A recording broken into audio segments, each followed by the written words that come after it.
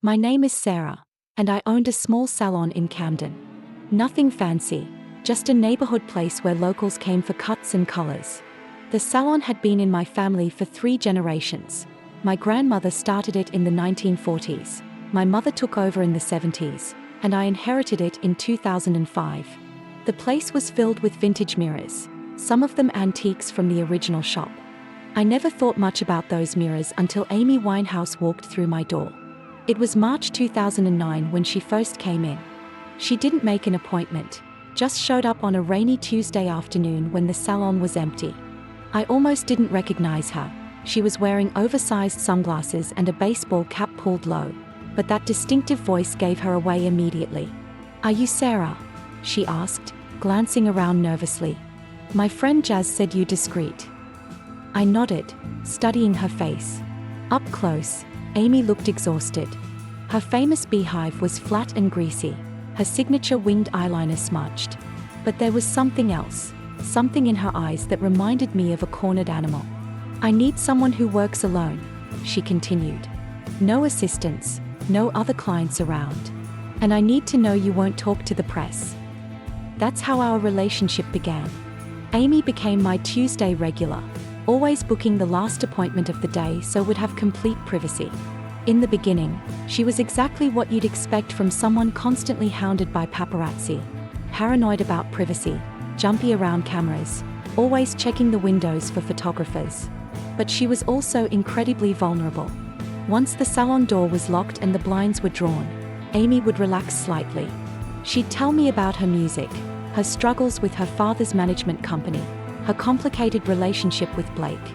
Sometimes she'd sing softly while I worked on her hair, and I understood why the world had fallen in love with her voice. The first few months were normal.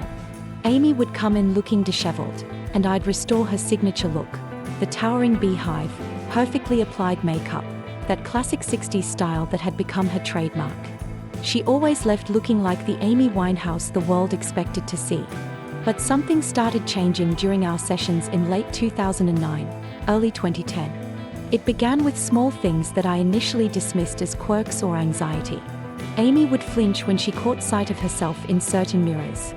She'd ask me to angle the chair differently, or request that I cover specific mirrors with towels while leaving others uncovered. "That one makes me look wrong," she'd say, pointing to the large antique mirror on the east wall. "Can you put something over it?" I assumed it was about lighting or angles. Some mirrors are more flattering than others, and celebrities can be particular about their appearance.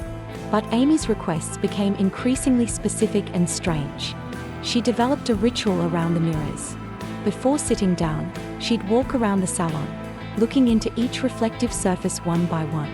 Some would get a nod of approval, others would be immediately covered. The covered mirrors weren't random, it was always the same ones. The antique oval mirror from the 1920s, the Art Deco vanity mirror my grandmother had installed, and the large rectangular mirror with the ornate silver frame.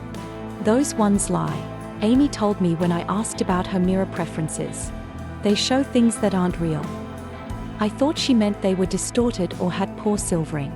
Old mirrors can warp over time, creating unflattering reflections.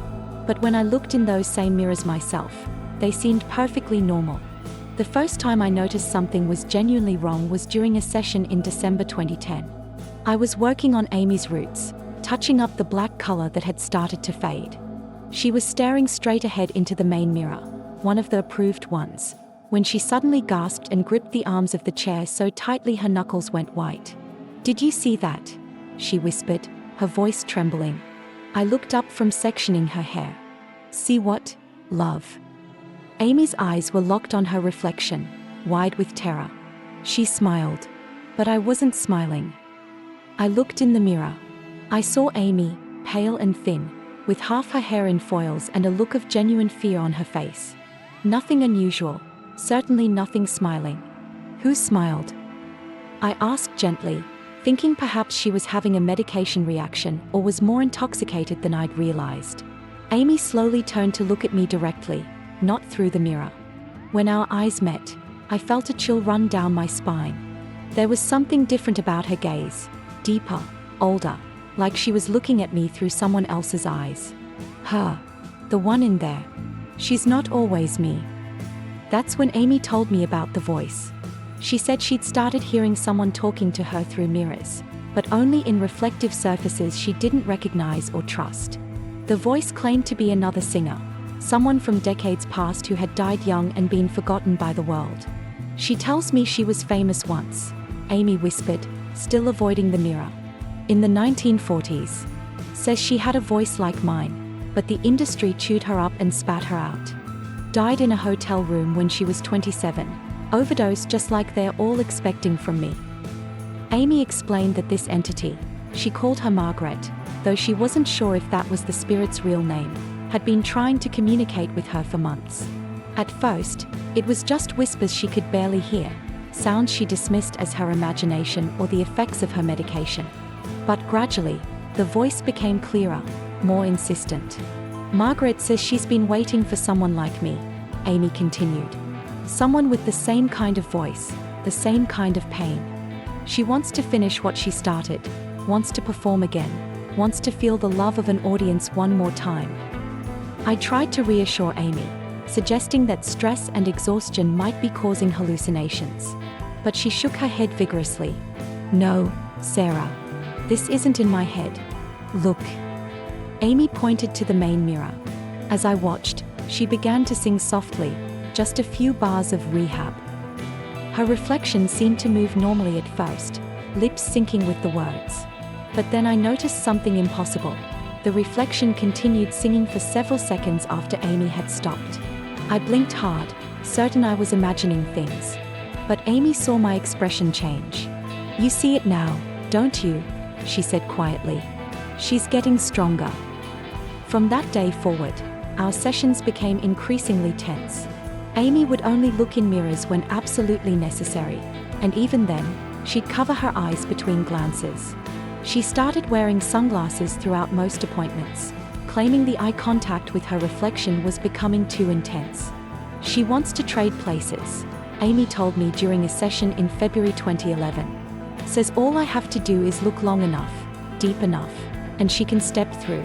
She'll get my life, my career, my body, and I'll get to rest. The offer was tempting to Amy, I could tell. She was exhausted by fame, destroyed by addiction, overwhelmed by the constant pressure and scrutiny. The idea of disappearing, of letting someone else carry the burden of being Amy Winehouse, held a dark appeal. But I started watching the mirrors more carefully during our sessions. And slowly, I began to see what Amy meant. It was subtle at first. A slight delay in her reflection's movements, as if there was a lag between Amy's actions and her mirror image.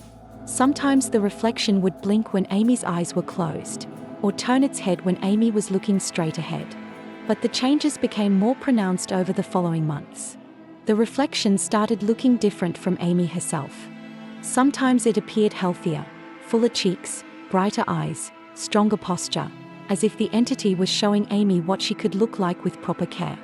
Other times, it looked worse, gaunt and hollow, with an expression of desperate hunger that never appeared on Amy's actual face. She's taking pieces of me every time I look, Amy told me during a session in April 2011.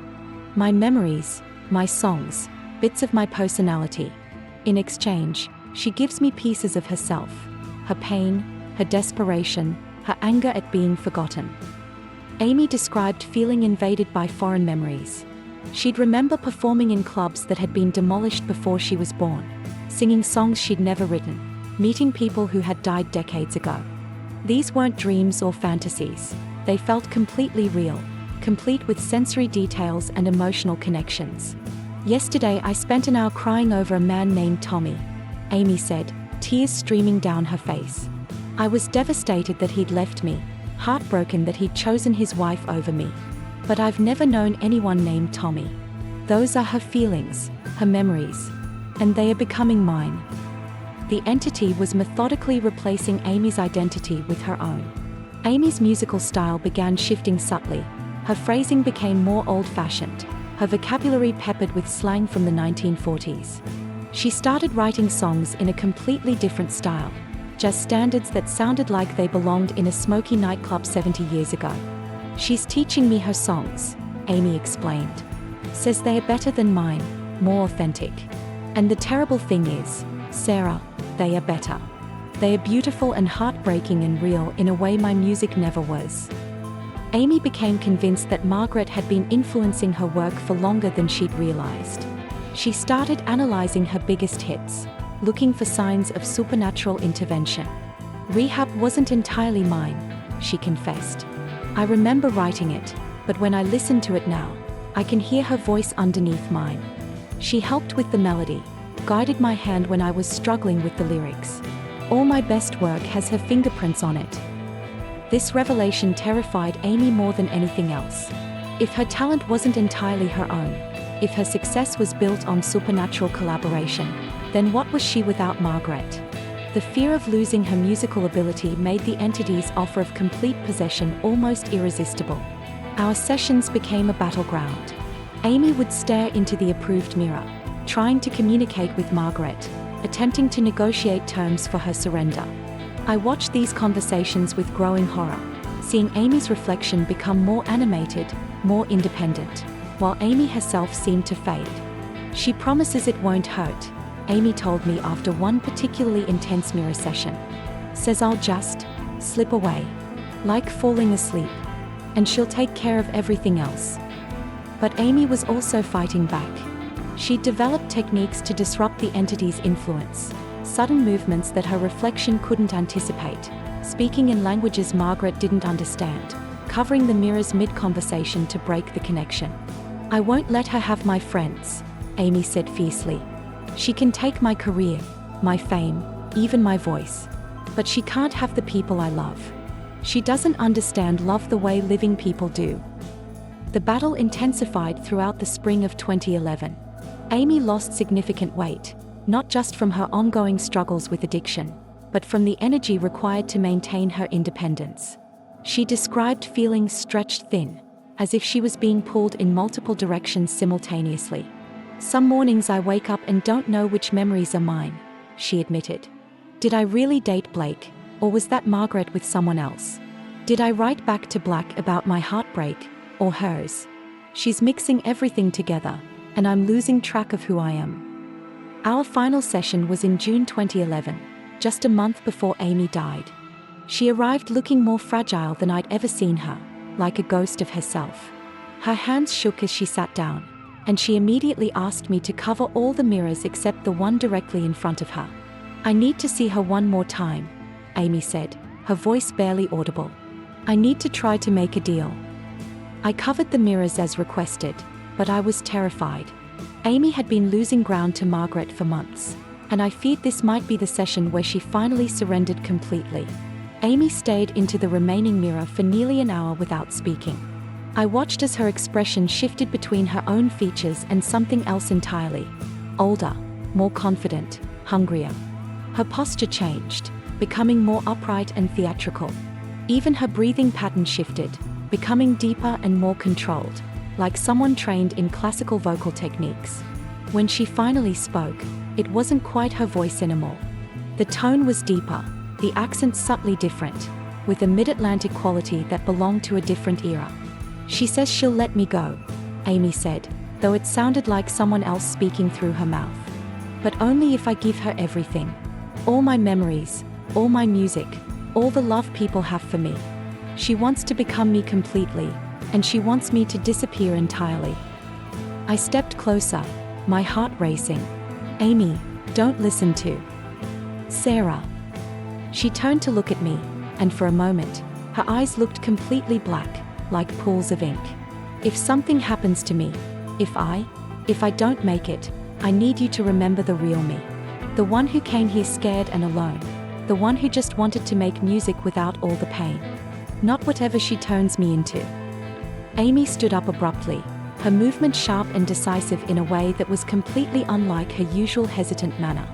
She walked to the covered mirrors and began pulling away the towels one by one, revealing each reflective surface. I won't let her have them, she said, her voice growing stronger. I won't let her use my face to hurt the people I care about. In each newly uncovered mirror, I saw the same thing, Amy's reflection, but wrong. Some showed her healthier, more vibrant. performing on stages that no longer existed.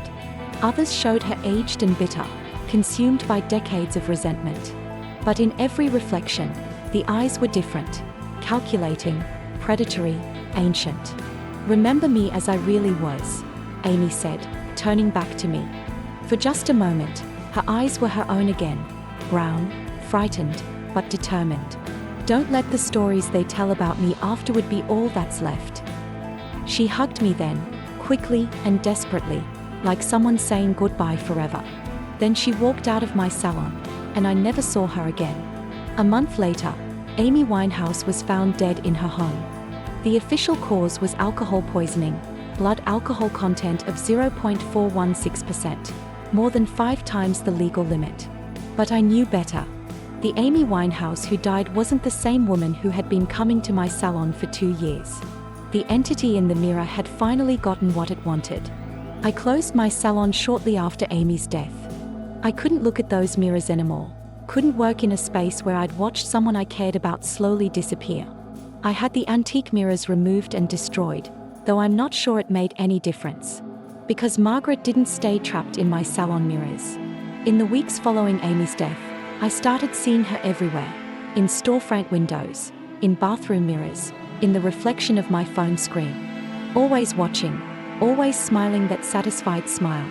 And sometimes, late at night when I'm alone, I hear Amy's voice coming from reflective surfaces. But it's not quite her voice anymore. It's deeper, older, filled with a hunger that Amy never possessed. Margaret got what she wanted, Amy's talent, her face, her voice. But she also got Amy's pain, her addictions, her demons. The cruel irony is that Margaret thought she was getting a second chance at life and fame. Instead, she inherited all the reasons Amy wanted to escape in the first place. But that's not the end of the story. Recently, I've been hearing rumors about other young female singers experiencing strange phenomena. Reflections that move independently, voices from mirrors, sudden changes in musical style. Margaret isn't satisfied with just one life. She's hunting again, looking for her next host. If you're a performer, if you spend a lot of time in front of mirrors, pay attention to your reflection. If it ever moves differently than you do, speaks when you're silent, or shows you things you've never experienced, don't try to communicate with it. Don't try to make deals. Just run. Because once an entity like Margaret gets what it wants from you, there won't be enough left to save. Amy tried to warn me about that. She told me not to let her follow me home. But some things can't be contained by death. They just find new mirrors, new reflections, new people to feed on. And they're always hungry for more.